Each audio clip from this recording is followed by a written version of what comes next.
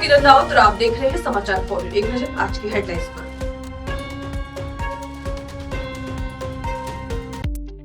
Unity मार्च को लेकर cabinet मंत्री रेखा आर्या ने की प्रेस वार्ता। सरदार पटेल की 150वीं जयंती पर यूनिटी मार्च का आयोजन, जनता से जुड़ने की अपील। उत्तराखंड मदरसा विधेयक पर मचा सियासी घमासान, कांग्रेस ने जताई नाराजगी, कहा भाजपा सरकार हिंदू मुस्लिम की राजनीति कर रही। भाजपा प्रदेश अध्यक्ष महेंद्र भट्ट ने विपक्ष पर साधा निशाना, चुनाव में उतरने की दी चुनौती, कहा आगामी विधानसभा चुनाव में आजमाए ताकत। विकासनगर के भीमावाला में सड़क किनारे गड्ढे में गिरने से हुई युवक की मौत, लापरवाही को लेकर कंपनी पर फूटा स्थानीय लोगों का गुस्सा, किया प्रदर्शन। अब खबरें विस्तार से।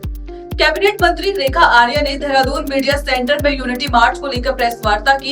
यह मार्च सरदार वल्लभ भाई पटेल की 150वीं जयंती के अवसर पर आयोजित किया जा रहा है। मंत्री ने जनता से यात्रा में भाग लेने और एकता का संदेश फैलाने की अपील की। एक स्वरूप है जो कि एकता यात्रा के रूप में, एकता मार्च के रूप में हम सब लोग 31 अक्टूबर से उत्तराखंड में संचालित होगा और वैसे प्रथम चरण में 6 अक्टूबर से ये माय भारत पोर्टल के माध्यम से शुरू हो चुका है। तो यही बात आप लोगों के माध्यम से हम इस पूरी एकता यात्रा का संदेश जन जन तक पहुंचाने का आग्रह आप लोगों के माध्यम से है। इस यात्रा से निश्चित रूप से अखंड भारत बनाने का, स्वदेशी को अपनाने का हम सबका संकल्प रहेगा और यात्रा सफल रहे और शानदार रहे। ये मैसेज जो है उस यात्रा के माध्यम से हर एक व्यक्ति तक पहुंचेगा। यही मैं आप लोगों के मध्य में रखना चाह रही थी। जो यदि आपके कोई विषय हो तो आप।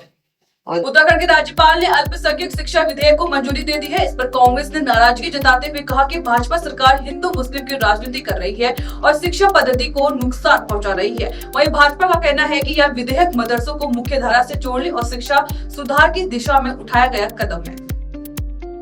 एक विधान एक संविधान के तहत इस देश के अंदर सबको, चाहे किसी भी धर्म का हो, सबके लिए एक समान कानून होने चाहिए। इसको लेकर के उत्तराखंड के अंदर हमने जो है कानून लेके आए हैं, जो शिक्षा के क्षेत्र में, मदरसों के शिक्षा के क्षेत्र में है, उसको भी एक समान शिक्षा मिल सके, वो भी जो है उनके बच्चे भी मुख्य धारा में जो है शामिल हो सके। इन सब चीज़ों को लेकर के हमारी सरकार ने बहुत बेहतर कदम उठाया है और हम चाहते हैं कि जो मुस्लिम धर्म के लोग हैं, जो मदरसों में जो बच्चे पढ़ते हैं, वो भी जो है मुख्य धारा में जुड़े। कांग्रेस क्या नहीं चाहती कि मुस्लिम समाज के लोग, अल्पसंख्यक समाज के बच्चे देश की मुख्य धारा में अपनी सहभागिता करें। उत्तरकाशी के डुंडा पुलिस ने डुंडा बैरियर पर चेकिंग के दौरान प्रतिबंधित कांचन काठ की लकड़ी की तस्करी पकड़ी है। वाहन संख्या UK 10C1427 से 597 नग लकड़ी बरामद हुई।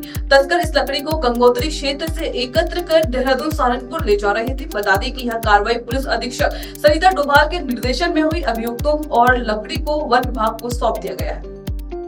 राजनीति में जारी आरोप प्रत्यारोप के बीच भाजपा प्रदेश अध्यक्ष महेंद्र भट्ट ने विपक्ष पर तीखा हमला बोला है। महेंद्र भट्ट ने कहा कि प्रदेश का माहौल खराब करने वालों को जनता आगामी विधानसभा चुनाव में सबक सिखाएगी। पहली बात तो मैं स्पष्ट कर दूं कि प्रदेश के माहौल को खराब करने के लिए हर एक विषय पर धरने प्रदर्शन करके सरकार को पर प्रश्न खड़ा करने कुछ लोग काम कर रहे हैं। मैंने उनको कहा है कि केवल धरने प्रदर्शन से राजनीति नहीं होती है। मुख्यमंत्री हर विषय के लिए संवेदनशील है, हर विषय पर मुख्यमंत्री चीजों का संज्ञान लेते हैं, उस पर कार्रवाई भी होती है। लेकिन कुछ लोगों की आदत में बन गया है नेतागिरी, धरने प्रदर्शन नहीं होगी। मैंने उनको कहा है, चुनौती से कहा है, ऐसे लोगों को विधानसभा चुनाव में आना चाहिए और जनता का जायजा लेने का प्रयास भी करना चाहिए। अखिल भारतीय कांग्रेस कमेटी के निर्देश पर चल रहे वोट छोड़ गद्दी छोड़ अभियान के तहत उत्तराखंड महिला कांग्रेस ने देहरादून से हस्ताक्षर अभियान की शुरुआत की। यह अभियान 15 अक्टूबर तक चलेगा, जिसके बाद हस्ताक्षर राष्ट्रपति को सौंपे जाएंगे। देखिए, ये हस्ताक्षर अभियान तो उत्तराखंड में पहले से चल रहा है। पीसीसी इस पे काम कर रही थी, लेकिन हम लोगों क्योंकि महिला कांग्रेस की राष्ट्रीय अध्यक्ष अलका लांबा जी का आदेश हुआ और महिला कांग्रेस को अलग से एक टारगेट दिया, तो ये ऑलरेडी हमारी महिलाएं, जिलाध्यक्ष, प्रदेश कार्यकारिणी की महिलाएं इसको अपने अपने क्षेत्रों में कर रही हैं।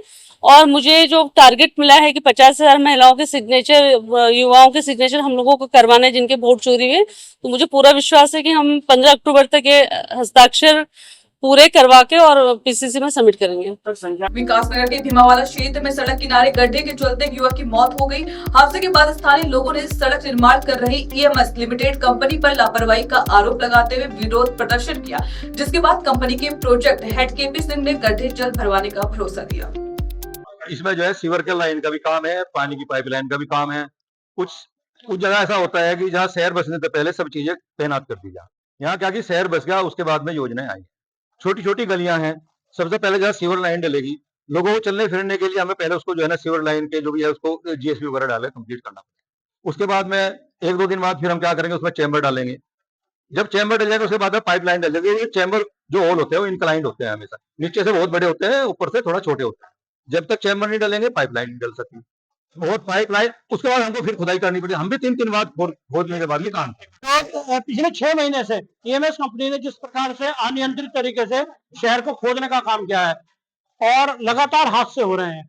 आज एक गली को खोदा, आज दूसरी को खोद दिया, काम पूरा नहीं करा। इन सब को व्यवस्थाओं को लेकर हमने 22 तारीख को एक ज्ञापन भी दिया था, लेकिन शासन प्रशासन इनके आगे नतमस्तक है। उन्होंने अगर इनकी व्यवस्थाएं सुधारने का काम किया होता तो आज ये दिन ना होता कि आज एक पूर्व फौजी अपनी जान इनकी लापरवाही के कारण उनकी जान चली गई है।